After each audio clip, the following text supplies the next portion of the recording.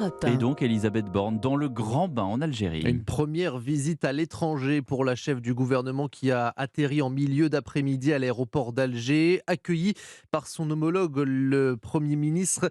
Et la Première ministre a affirmé que le temps de l'incompréhension était derrière nous. Et pour cela, Elisabeth Borne a entamé sa visite par des gestes mémoriels en déposant une gerbe de fleurs au monument des martyrs, au lieu de la mémoire algérienne de la guerre d'indépendance face à la France, ainsi qu'au cimetière Saint-Eugène à Alger, où reposent nombre de Français nés en Algérie.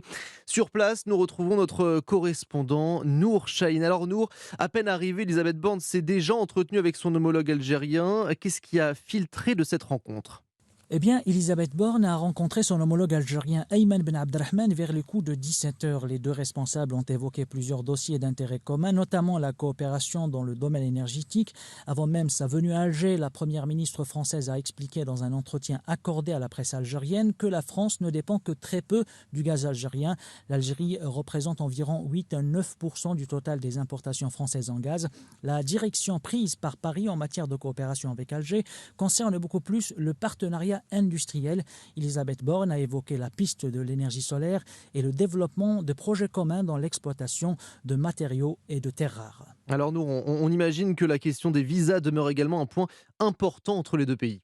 Effectivement, c'est la question qui intéresse le plus les Algériens, surtout que le nombre de visas accordés a diminué de plus de 50% ces 3 dernières années. Une question sensible donc, surtout que côté algérien, on estime que la libre circulation des personnes ne doit pas dépendre d'une décision politique, alors que du côté français, on exige plus de coopération dans les opérations d'expulsion d'Algériens en situation irrégulière. Elisabeth Borne a déjà en partie répondu aux interrogations algériennes concernant la question des visas accordés aux Algériens. Ces derniers serait en hausse de 45%, particulièrement pour les étudiants. Merci beaucoup Nour Chahine, correspondant Europe 1 en Algérie. Alors, nous évoquions la question du gaz, un sujet important alors même que la Russie a réduit ses importations.